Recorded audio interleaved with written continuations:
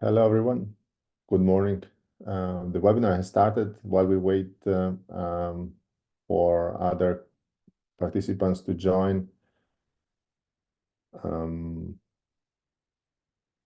will not yet start the interview, the questions. So let's wait another 30 seconds. I see many people are joining.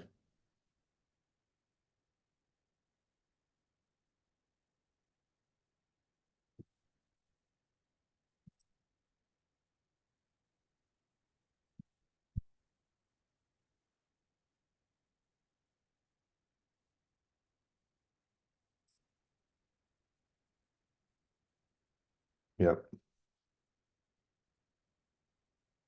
So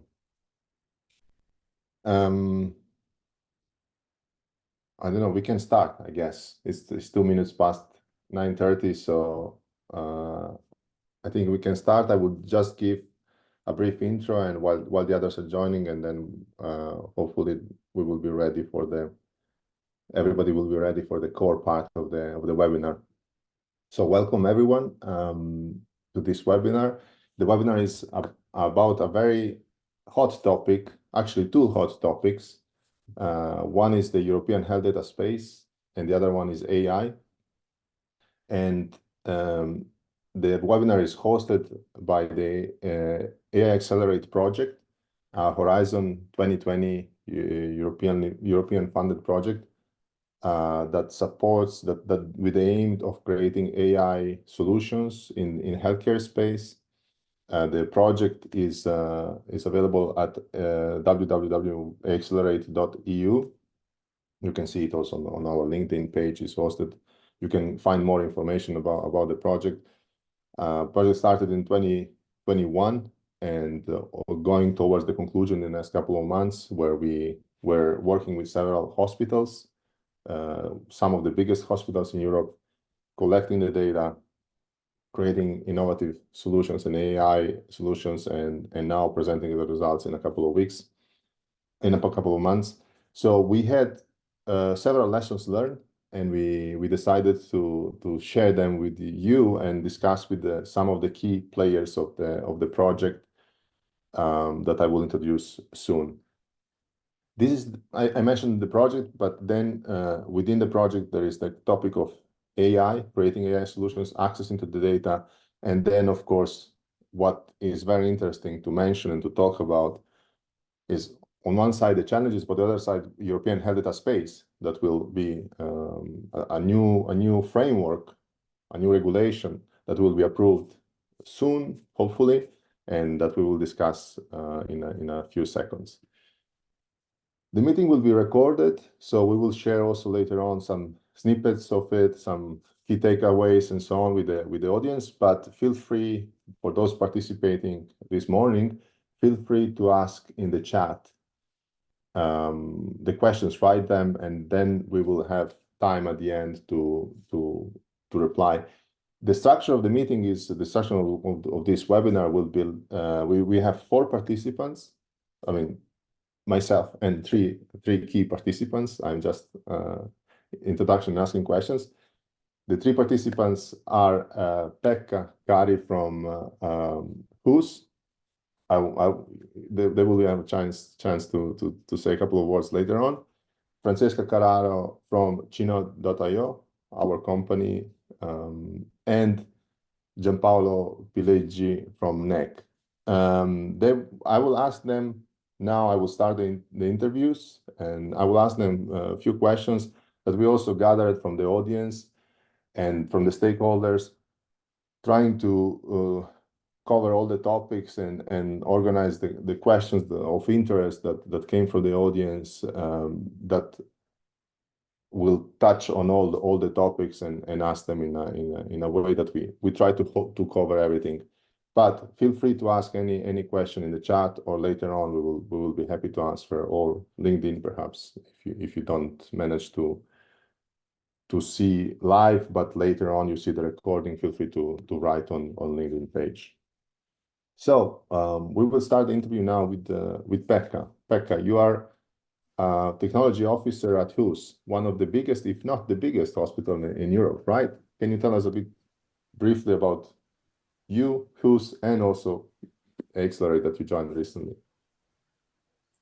Thanks, Jovan. So Pekka is my name. I work in Helsinki University Hospital. So we are a big public provider of secondary and tertiary hospital care, covering a population of about 1.7 million inhabitants in the southern part of Finland. So Helsinki and the surroundings. We are a big organization, so 28,000 employees, an academic center, and working closely with our university medical faculty in this part. I work personally at the strategy and development unit of our hospital, and my role is to build and lead collaborative projects around digitalization and data. I have an engineering background, and I worked a lot around the Finnish data resources also in the past.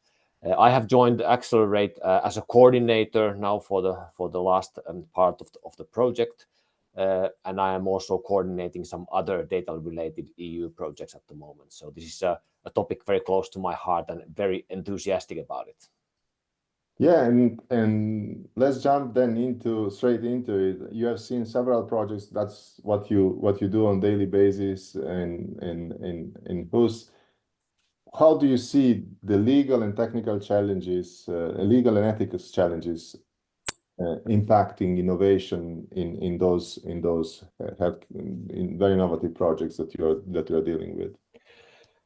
I think that since the big academic hospitals, there is a long tradition of scientific research, so clinical studies or drug trials or so. So for these, there are good and stable processes and protocols, and the legal challenges and the ethical questions, we are used to working with those. So that's on the positive side. Also, using data for internal development and quality improvement is business as usual for big hospitals. The challenges come when we talk about innovation, because innovation is a lot about collaboration. It is not fully done under like academic scientific research regime, but it includes also collaboration with companies, collaboration with other hospitals and academics, and also a lot of cross-border collaboration. And this brings challenges into tackling the legal and ethical questions, not because they would be somehow inherently different, but there is less tradition, and the processes are not maybe as mature, and they are quite heavy. So meaning that in innovation, it's much more about agile and learning while doing, whereas the processes and the protocols or the steps that need to be fulfilled are often based on like making a very comprehensive plan, which is then approved, and you have to follow it. So this does bring some challenges, and especially because it takes time. And in AI, when available technologies develop at light speed, so if the hospitals cannot work with a similar pace or at least a bit faster than currently, it does create problems. Okay, so it looks like a combination of, as you mentioned, so good practice that you already have, process that you already have, but since innovation projects are complicated by nature, it takes time and to apply them, and so it's something that it will always somehow take time, right? I mean, it's like in the current legal framework, the current setup framework, how do you see that? Like, can we streamline that? How do you see the future evolving in that sense?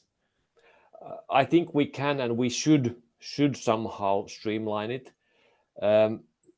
I personally think that clear rules are needed, but with innovation projects, it's difficult to like exhaustively think about all potential innovation or topics that might come in front of you in an innovative project. And we have to understand that hospitals are by nature very risk averse. So if you don't know, so there might be a tradition that then the answer is no, this cannot be done, even though the risks might be well sort of managed and very moderate.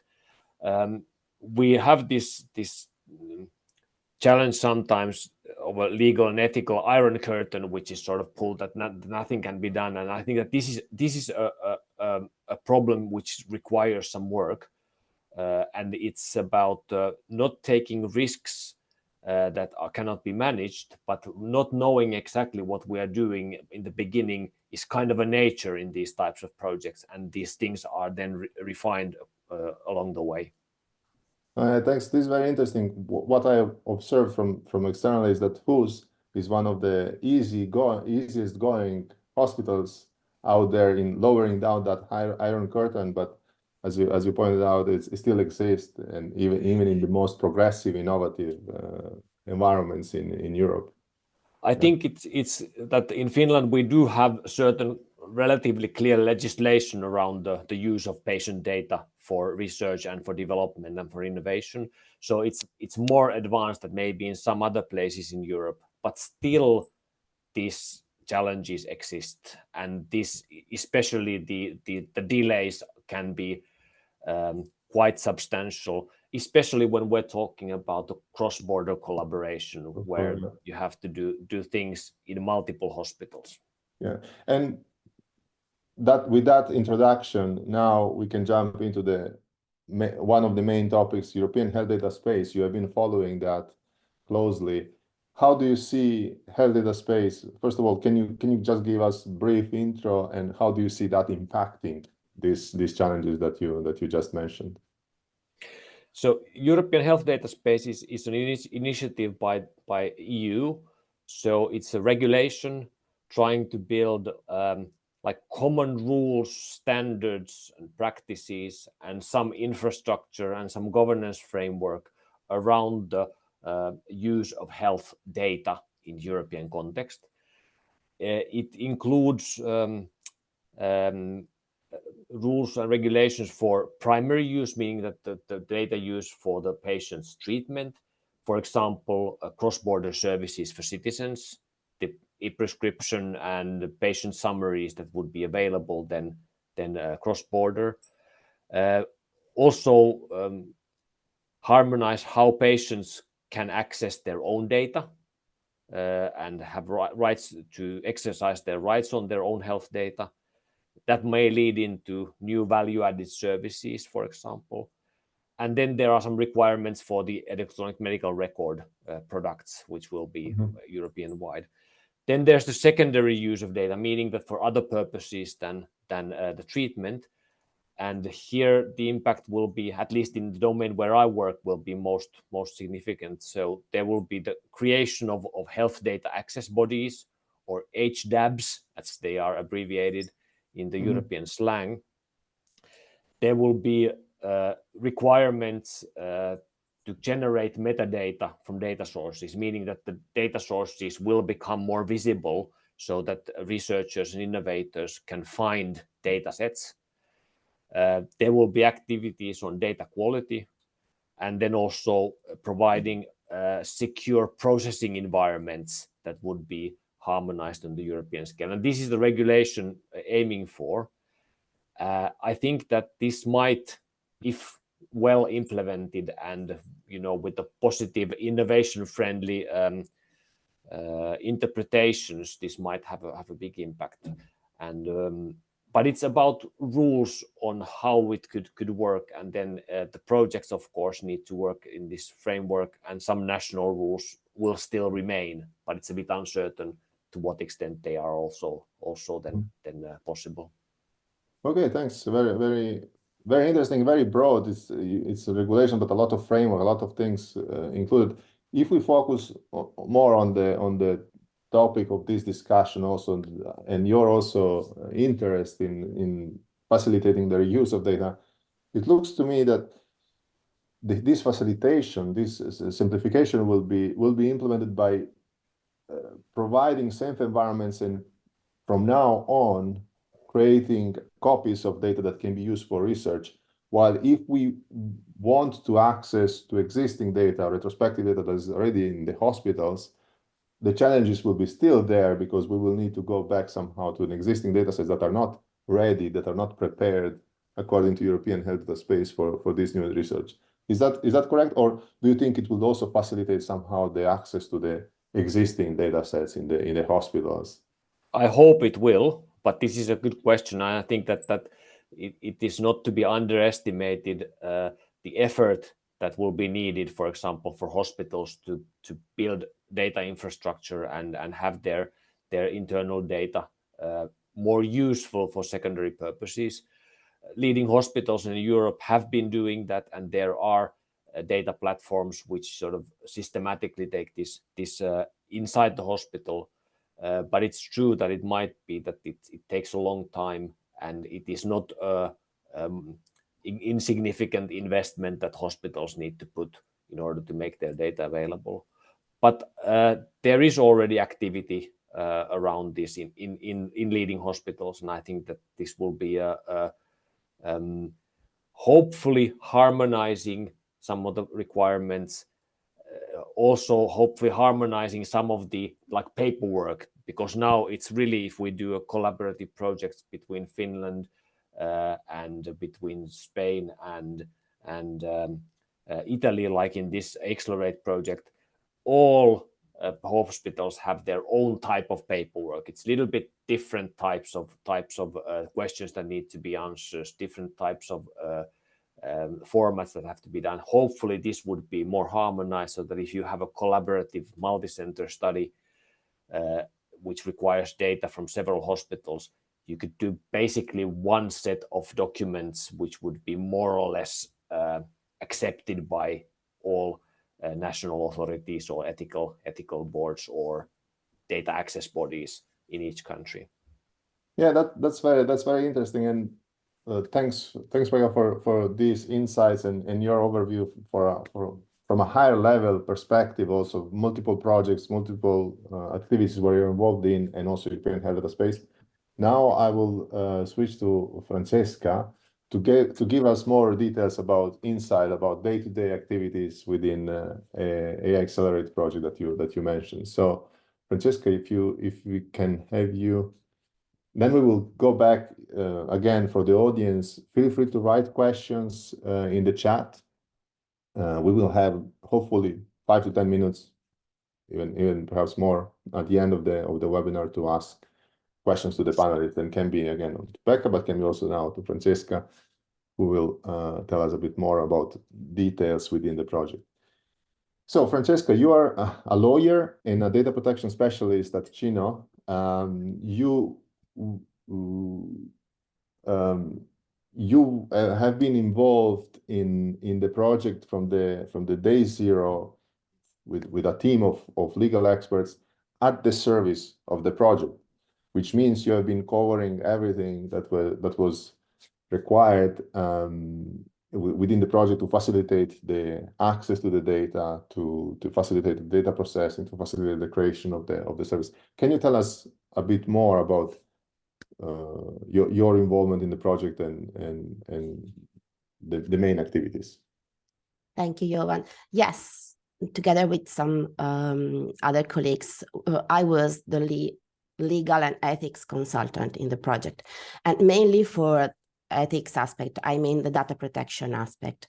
Our main task across several work packages, because the project was very complex, was and is, because the project is not over yet, is working on assisting all partners on data access and sharing their personal sensitive data. So as Becca said already, it was not an easy task, since each clinical site, which is the data provider, has its own protocol, its own policy, its own process.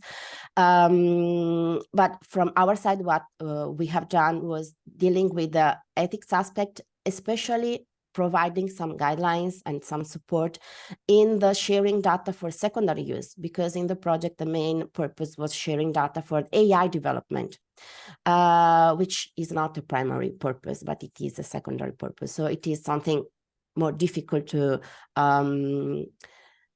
ground and to allow. So we also provided a checklist in order to develop a trustworthy AI, because it is another important topic for European, and we know it because we are under approval for the AI Act, which the system should be trustworthy, not only for the final user, but also for the, because in our project, the final user was the clinicians, but also for the patient. We also had a task to monitor that all the data protection agreements are in place. And when you have several stakeholders, there are a lot of agreements you need. We checked that the data protection impact assessments conducted by each clinical partners are in place. And again, it is very difficult since each clinical partner has its own way to conduct a data protection impact assessment. We do not have a common template. We have common rules, but in practical, we have different way to apply them. And so we had to deal a lot with data protection officers and legal offices, while on the other side, clinicians and developers were waiting for green light to proceed. So this was one of the main challenge of our task in the project. Yeah, it looks like a lot of different aspects to cover, and you touched also very interesting the AI Act. It looks to me that we applied the AI Act provisions, ideas, Principles. principles before it's even allows, because it was already there in the different other laws and rules that the European Commission expects you to apply in such projects. But so considering everything that you mentioned, I mean, different activities on ethics, on data protection, on performing impact assessments, on managing all the stakeholders, what's your opinion? What are the main challenges? What are the most difficult aspects related to AI development in such complex projects? In such a project, I saw challenges because we were involving 3 different nations, which mean different legislation, because it's true we have a common legal framework for data processing and data protection, but again, for secondary purpose, we have national legislation. So it was difficult because for instance, we had the Finnish law, which provides for a data permit, which is something similar what is willing to do the European with at the European level, but it was different for the others. But they were working on the same pilot, which were 3 different pilots. One about the patient flow management for emergency room, one for early detection for Parkinson patients, and one for palliative and pediatric service delivery and patient flow. So as you can see, they were 3 very different pilots with different patient pathway, and these mean different data, different set of data, and also the way you collect data is different. So I'm sure that Gianpaolo will talk about it later, because it affects a lot the AI development. So yeah, and first of all, you really need to define together which are the objectives of the research, and it's not so easy because first you need to know very well how the hospital works, and then you can define together a common objective. And as Pekka said, there is still a lot of fear, I would say, to share data with others, especially cross-border data, even if it's something that the European regulation would aim to, because of the risk management. So, yeah. So it looks to me. So it's not. I mean, we mentioned starting with legal, ethics, and so on. This iron curtain that also Pekka was mentioning, but you pointed out here that we had to start with several pathways, several objectives, clarify them, then map, identify who will provide the data and how this data, where is this data, what type of data we have, and then after that mapping, after that analysis and agreement, then discuss and check the ethics and data protection challenges to access to the data. So, but can you tell us a bit more then concretely how this ended up being developed and managed within different sites, different countries? Well, for instance, another challenge was to qualify who were the controllers and who were the processors in the project, for instance, which under a legal point of view was very important, and it was relevant for the definition of the agreements. So it was a big discussion at the beginning of the project, and then we ended up to define together the roles and to say, okay, so we need these kind of agreements, data processing agreements, and identifying the partners involved. And of course, it was a lot important, the involvement of the legal offices of each hospital, because we were supporting them, providing the common guidelines, but of course, they were the ones providing us the final outcome, like the final data protection impact assessment, but we just needed to check that they were aligned. So since they were working on the same pilot, there must be the same requirements, the same tech measures, the same aims. And so this was also another practical aspect we dealt with. Yeah, so then also like with Pekka we discussed before, so it looks like that on one side, in different countries, in different sites, they had different processes. And my question here, I'm wondering whether this is really related to the different legal frameworks in each country, because let's remind, so for a retrospective access to the data and innovation, each country, and for example, in Germany, each Bundes, each Länder, each different state has their own rules. So whether these challenges are related to these differences, or it's like related to each project and the aim of the project that the project wants to achieve, and then basically for each project you have to do that work of mapping, understanding, clarifying. What is your perception? Is it like more the challenges and the work that took several months, if not years, to implement? Is it more related to uniform rules, or more like the challenges that will persist on innovation projects of such complexity? No, I think it's both. Because we have a general framework, so something common we have already. But again, in practical, you can have still different application. And again, different legislation about especially secondary usage. Secondary usage, we are talking about research, innovation, decision-making, because it is also one important aspect. And this project was mainly about this aim. So I think it's both. So I think that the European Health Data Space could help somehow, because could provide some detailed framework for the secondary usage, because relevant for the project in Accelerate, especially for our aim, the training of AI, for instance, and the interoperability of devices and systems and dataset. So, no, yeah, that's very interesting. And touching the last point, also the other aspect important that we were also discussing before, the European Health Data Space. I know that you also have been following the discussions, the activities, the news about European Health Data Space.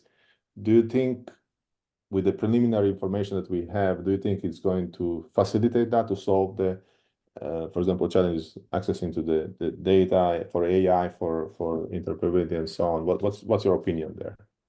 No, I really hope it works. No, I mean, I think it will help hospital to have more trust in sharing data, especially cross-border sharing. And I'm sure it will take a lot of time, because you need to, as Pekka was saying, to modify and to restructure your architecture, your data organization, and everything. So it will take a lot of time, but it is a direction. And I also think that the European Health Data Space regulation will help in like joining the different points with AI Act, with cybersecurity framework that we have already with medical device regulations. So it will help to keep all these different regulations and framework together. Okay, so to harmonize somehow, but it's also putting together a lot of frameworks together, right? So it's harmonizing, but on the other side, it would be also a challenge. Yeah. Okay, cool. Thanks for this overview. It's really interesting to see how, on one side, the challenges were legal, practically very challenging to implement in different sides, but also the challenges are also related to the preparation, to the mapping, to understanding, okay, what we really want to achieve with all those sides that were involved. From technical point of view, how we can develop the AI and so on. So now we will have Giampaolo Pileggi from, if you can join back as, yes. So Giampaolo, you are a research scientist at NEC. NEC is a Japanese corporation, a big company that is very involved in AI development. Can you tell us a bit about your work a bit at NEC? I think that's very interesting for the audience to see how this company is acting, and also then your involvement in the Accelerate project. Yeah, sure. So where to start? First of all, NEC, as you say, is a big corporation in Japan, and it covers a lot of different fields and applications. And personally, I'm part of one of the research laboratories which are present in the world. The one in Europe is called NEC Laboratories Europe. And that's the entity that participated to the Accelerate project itself. NEC, like the NELE, the laboratories, they really focus a lot on applying, like on generating core research, but also applying existing technologies in the different fields. I'm part of the biomedical AI group, and then we coordinate different projects. I also try to obtain and coordinate different projects related to healthcare, where we can apply our AI technologies or discover new AI technologies that can really benefit the specific project. And that's the case of Accelerate, in which we use some technologies that allow to combine different modalities of the data, which belong to an hospital. You know, like electronic health records really contain different kind of information, being then images, text, or just numbers. So that's what was our purpose in the project. I had the honor to lead the work package 2, which was really dedicated to the development and testing of these algorithms, and that allowed me to collaborate to a lot of very high quality partners, let me say that, because we were really able to obtain results and get to the results, even though there were really tons of obstacles during our path. Yeah, no, that's for sure. So the hospitals were 5, right? 5 pilots. Who's we have heard back up from Helsinki University Hospital. Yeah. Joan de Deu in Barcelona, one of the leaders hospitals in childcare. Bambin Gesù from Rome. Padova University Hospital. Yes, Oulu. And Oulu. Yeah.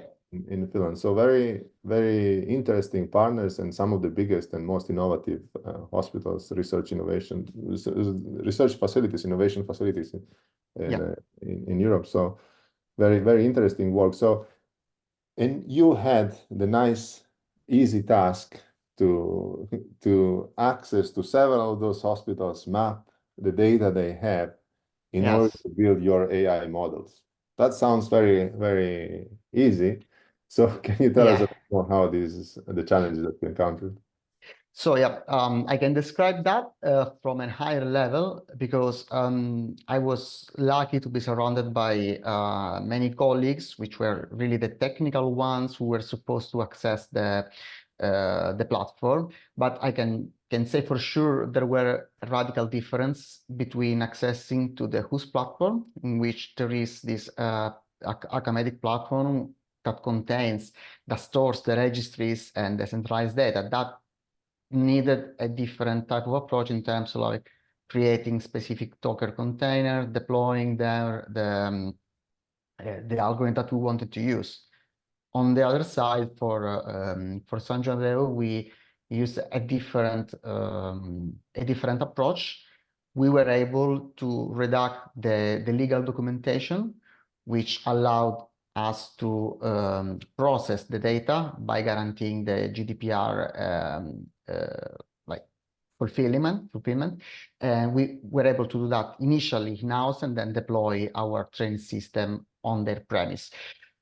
So these were all the strategies that were used to counter the lengthy process, but still needed to properly access the data in that sense.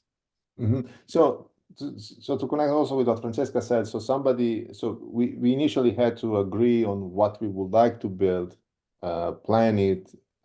Then some partners in the project had the task to map the data to identify the data from legal point of view, also to say, okay, what could be the challenges and so on. And then you had this task of figuring out also technically how to access data. What are the methods that each hospital can put in place or can provide to us in order to get this data? So it looks to me a lot of legal and technical challenges. So again, just your perception here, what was the most impactful? Was it like that the sources were non-homogeneous, non-harmonized, or the legal framework was complex and agreeing on certain things in the legal matters were complex? What's your opinion here? What slowed down more the project and made it more complex? Or perhaps a combination? Well, no. I mean, well, all the things you said were intrinsically connected. So you had the blocker given, or like the slowdown caused by the legal aspect or the ethical aspect, which makes total sense.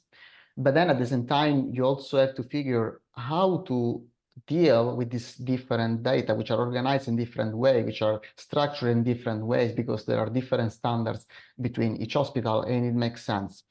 I would say that the best approach, it's what was done really in the other work package, the one led by the other partner, SRDC, where we try to really harmonize what was coming from the different centers. This was, I think, the key element there, because by working closely with this other partner and using this harmonization tool, we were able to overcome, at least to bypass the standard problem, the standard issue, and then going directly to develop the AI model that best suited the final task.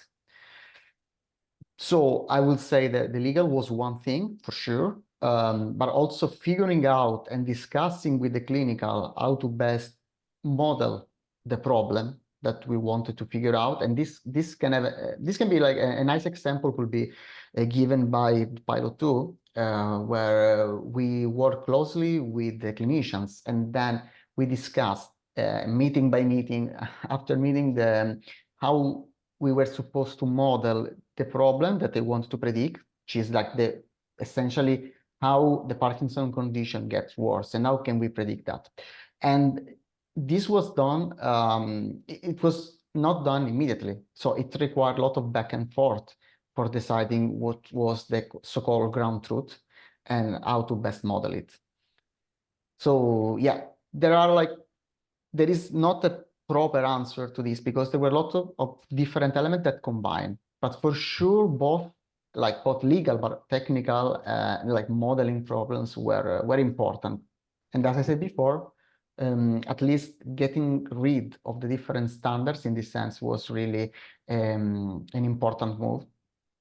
Okay, so yeah, the fundamental part, so is a harmonization Yeah. and clarifying. Yeah, that was done by our partner involved in the project SRDC. Yes. Yeah. And then so the harmonization, but you still have anyway different types of data coming Yes. to you Yes. as an AI specialist, and clinicians expect or project owners expect certain outcomes in terms of AI predicting and digital twins and predicting Yes. clinical pathways, more mapping that. So all the nice promises but this all heterogeneous data, how they funnel to you. So can you tell us what are the challenges more practically in implementing AI solutions like that? Well, I mean, it's in a sense quite obvious, like having a different type of data, being at an image, which is a matrix, or like a time series with different values that were acquired for the patient, which is vector. They are mathematically slightly different. So how do you give all of them to an AI model? That was the challenge, and like we really focused on that. And there are obviously a lot of different techniques, a lot of different approaches that can be used. But like the holistic representation of a patient is a topic which is still undergoing, still strong. And so we attacked it with our approach, which was graph-based. So we try to create some compressed representation with all this different information. But there are, as I said, a lot of different methodologies to do that. And I would like to add that that's not only like that was a problem from a technical point of view. Like, so we have our group, the researchers and the engineers would say, okay, we take the data, we merge this information in a specific way. So I don't want to go deep into how it was done, but it can be done. And then we present the result. But I think the stakeholders, so the final user, more than that, so more than the technicality with which the data is incorporated or merged, the different modalities, is what the model really tells me as a human being, as a doctor. And so the other big part of the efforts that we provided was really in terms of the explainability of the model. So we really focused on giving a clear explanation on why the model, given this multimodal input, predicted something. And this is still something we are currently refining now that the pilot is still ongoing. For example, in San Juan Deo, they observe some results, they observe some explanation, and they ask us why we will expect something slightly different.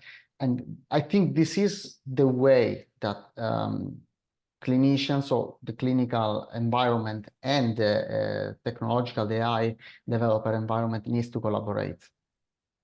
I know, interesting the challenges. We think touched all of them in this project in the most extreme way somehow. Yes, indeed. One last question about the AI development and so on.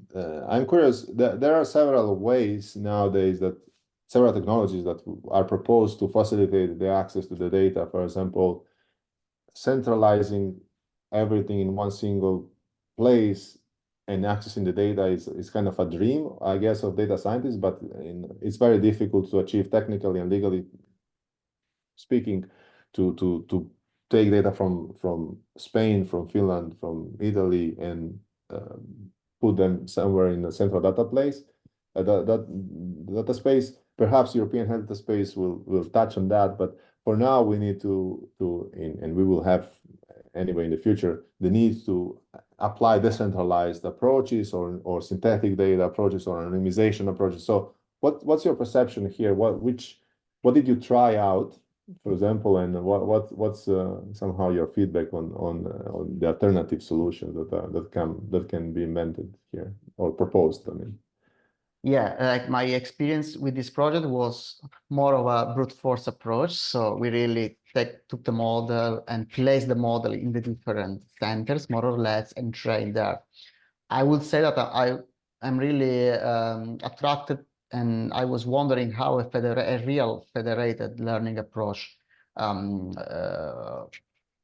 what kind of consequences will have had in terms of essentially time-consuming process in terms of speed and less blocked from the regulation point of view, probably that will be also a valid alternative. As you were mentioning, the synthetic data approach, that's also something that I'm really curious to see how it will develop, because as of now, the very basic approaches generates data starting from a known distribution. So in a sense, you will always get the synthetic data from the same distribution. But if we try to really invest into that, I'm sure that we will be able to create a really valid data set, like which can be used in a vast plethora of use cases. Just think about possible virtual cores for clinical trials. So I think this is something we really should invest more in the future, and probably also couple them with this federated approach, because this, until the regulation is in place and allows like an easier moving of the data with respect to all the risk management and everything, I think the federated learning could be a valid alternative. So if I understood correctly, so to summarize, so right now the federated learning gave you in the project the possibility to access the data from Finland, Spain, Italy, and so on, and perform your algorithms, right? It was not a proper federated learning because we did not move the trained model, for example, from one center to another. We trained the model there. The federated is like one level further, but this also requires maybe also similar use cases where, for example, if you have the similar use case in one place, then you would like to move the model to the other. So probably it will also not have been possible to apply that. There could have been other solution and tricks. But I think that what we achieved now was the best possible solution. Okay. Oh, cool. And the synthetic data is basically what would be the best solution to simulate a centralized approach, right? Because it will create something anonymous, but simulating a centralized approach and facilitating the access to that, right? That's your main suggestion here. Yeah. Yes. Cool. So thanks, Gianpaolo, for this very, very technical, but still a nice overview, understandable also for not tech people. An overview on. Yeah, I hope it was not too deep, but I'm sure it was. Understanding how the setup of the project. So now I will call back Pekka and Francesca again to the panel. Let's say we have 5 to 10 minutes. If somebody has questions, I see the audience here. If somebody has questions, please write them in the chat here. In the meantime, I can start with one question that we mentioned, one topic that we mentioned during the discussion, but we didn't have time to elaborate more. So we discussed on the European health data space, the promises of the European health data space. We touched briefly about how the AI ethics were applied. Francesca mentioned the AI Act, and Gianpaolo, you mentioned how we in the project we tried to create a simulation of a patient and their needs, right? A model that simulates the patient and need. How do you see the AI Act coming into this place? Because it looks to me that, I mean, AI can be anything, can be different type of solutions, but here you are developing the most innovative AI related models and solutions, and it looks to me that AI Act can interfere with that. What's your perception, Gianpaolo, Francesca, and also Pekka? I mean, if you are following the AI discussion. I can start. Well, actually, I think that in such innovative and research sector, the AI Act will affect especially the final aim. I mean, because as we know, research and innovation sector has specified rules, so could be exceptions for the final rules of the AI Act for a producer.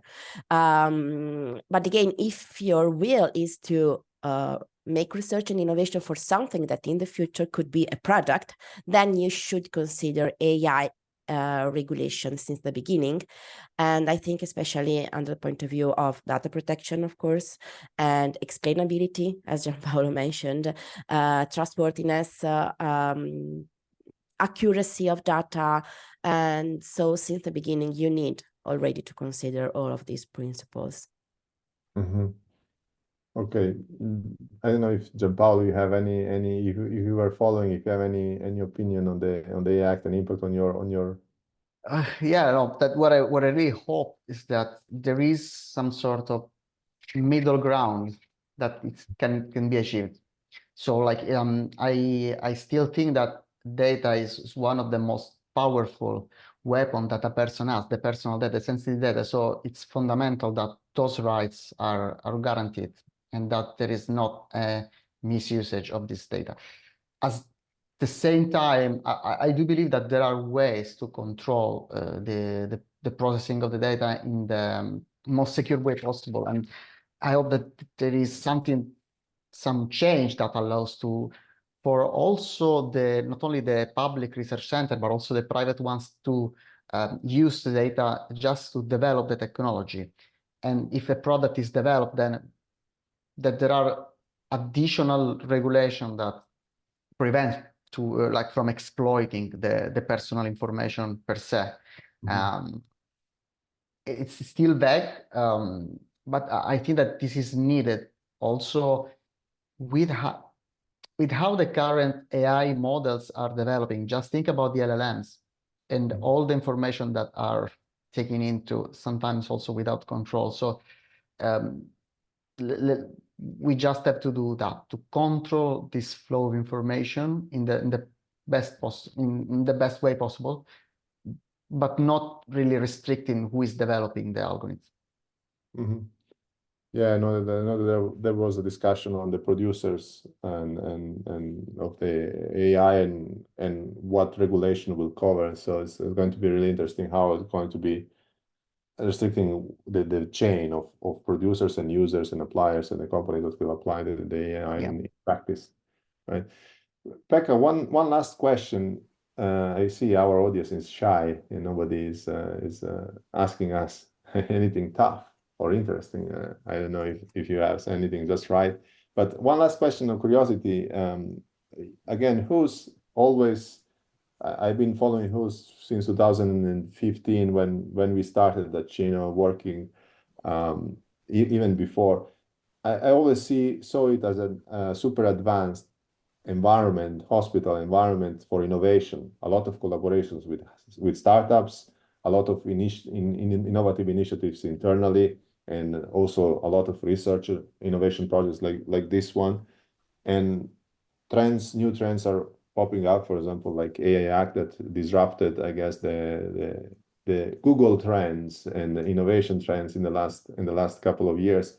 So what do you see the most innovative, most interesting things happening in such an innovative ecosystem that you have at WHOIS? What projects or collaborations or initiatives that you are most excited about? I think that there are several, and I feel also when related to data and AI that we should somehow not talk it all in one chunk, but be very clear that in a hospital there might be completely different types of areas where these could be useful. For example, when we talk about decision support systems or medical devices, so of course this is one topic, and there the regulation already has been very strict, and there is formal processes, quality systems, and all that required. And I think that AI will bring a major, well, not maybe major, but big addition to that. But basically the framework remains the same. But then in addition, we have interesting initiatives which look around population level. So for example, how well new drugs work in a real life population. So not in trying to decide on individual patient whether this drug is useful, for example, in cancer, but look on a population level. Is a new drug worth the cost? Does it provide good clinical outcomes? And what is the impact on quality of life? And here we have a very interesting project ongoing called OncoValue. Then there is the question about hospitals where they are lagging behind everywhere, and also at whose is the back office processes. So human resources, logistics, finance. So what could be done there, which is not like medical, but it's really more business as usual. And this is really interesting. I think that we could put more effort and have some low-hanging fruits there to achieve. Then about patient-facing AI-enabled things or chatbots or using large language models, these fall really into the high-risk domain, which I don't see really rapidly coming into, because the language models, they hallucinate, that is known. There is no way we could trust them in a critical environment such as a hospital, directly facing the patients. So this is something that will be in more long term, I think. But all these are really exciting possibilities, where I think the advantage of WHO's that we are in a relatively developed country with a good infrastructure, and we're relatively big, meaning that there is sort of volume to do stuff. So both technology and then the scale does put an advantage. Our weakness is that we are far north, speak a strange language, and nobody in their right mind would come here during 4 months in the winter. So we need collaboration with others, and we have to work. And projects like Accelerate are really great because it's really has been a journey together with the partners. And now that we are approaching the end of the project, there are discussions that what do we sort of pick up from here and continue, because it is really an exciting and motivating team for everybody. Definitely was one of the nicest and exciting projects that I've ever seen in these complex environments. So it's very, very nice topics and very nice work. So and regarding the point of winter, well, you have Slash in December. It's one of the biggest events in digital health space and digital innovation space, and thousands and thousands of people flying from all over the world to attend it. So I'm quite sure if you create the right environment of innovation and openness, providing access to data, to infrastructure, a lot of innovative companies will show up at the door looking for collaboration, even though it's winter and cold. And that's already happening. I've seen that in several projects. Nothing. So that's it. We are at the end of our webinar. It was really nice chatting with you. Thank you for your presence, for your insightful views on the innovation, on the legal matters, on the technical matters, on AI development. It's really was nice chat covering all areas that are relevant to this innovation and project. Looking forward for the future initiatives and future collaborations. Thank you very much. Thank you. Thank It was a you. pleasure. Thank you. Bye. Bye. Bye bye.